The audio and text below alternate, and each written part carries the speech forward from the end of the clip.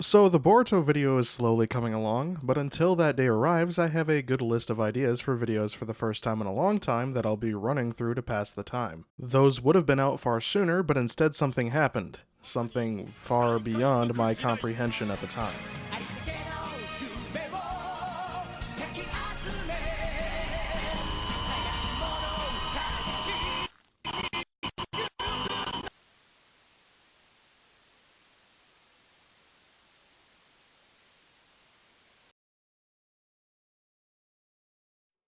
However, I had to put all those plans aside again because out of nowhere this new manga gets its entire first chapter leaked, and before it even got officially announced or released, it was already kicking up a storm on the internet.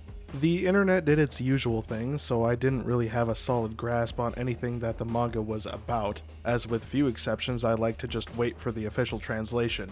But I did know that the main character looked cool and that it was a manga I should read as soon as Shonen Jump put up new chapters on Sunday. So here we are. I began my Sunday morning ritual of reading all the new manga chapters, beginning with Kagurabachi, and it's so nuts that I put off catching up on all the other weekly series that I've been reading just to write this video. So what actually is Kagurabachi? Well, from what we can gather from the first chapter, it's about a swordsman who is hunting an organization of sorcerers that are presumably responsible for a childhood tragedy that he's experienced.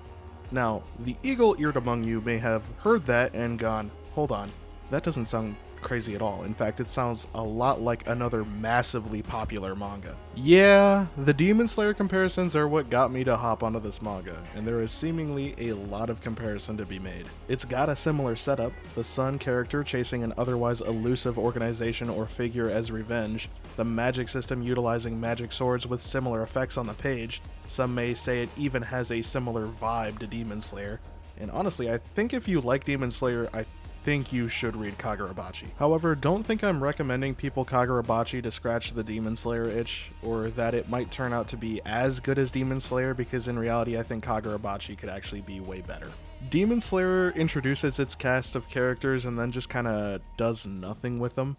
The initial setup is a very good foundation to build on, but they never do actually build on it. The plot rapidly becomes the cycle of meet a Hashira, fight a demon with a specific gimmick with a Hashira involved, the demon has its backstory, rinse and repeat all the way to the end. Its plot is flat and quickly becomes stale, and its characters are so one-dimensional that whatever character development they actually get is honestly negligible. So I'm not saying Kagurabachi could just be Demon Slayer but better, I'm saying Kagurabachi could be Demon Slayer but good in the first place. Chihiro is already a very interesting protagonist. We haven't seen his whole past explored yet, but we can compare the current and past Chihiros to see that his past has in fact molded him into the man that he is today.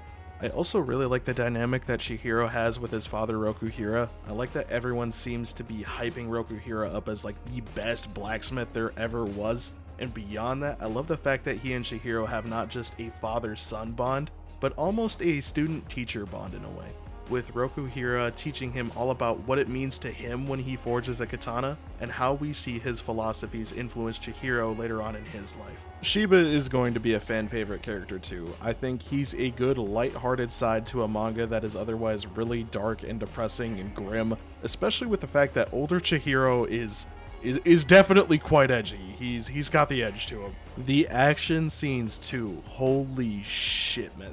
They're so great to read through, and all I can think of when I read them is this is going to be complete fire to watch animated one day. This is the first time in a long while that I can remember that we've seen the edgy anime sword dude just played completely straight in a manga. Like, he does all the wide cuts that just split multiple dudes in half with one swing, and the black coat that he's wearing, it just hits for some reason. Everything about these action scenes is pure bliss. It kind of brings me back to Blade in a way, if Blade was like way more serious. I could literally just spend hours poring over every page of this first chapter of this manga, talking about just what I love about it, but that's not how I'm going to end the video. Instead, I'm going to end the video by saying this. Go read the chapter. The hype is absolutely real. This is going to be good. Hop on the train because I know we're going for a crazy ride, and I'm going to be here for every week of it. I really don't want to see this manga just end up on the piles of manga that Shonen Jump has canceled. I think it at least deserves the chance to go far, because as long as it just doesn't become stale, it'll be good. I have complete faith in it. So go read the chapter, and you know what? Enjoy the ride. Just tell everybody to read it. It's good. It's good. Aight. Goodbye.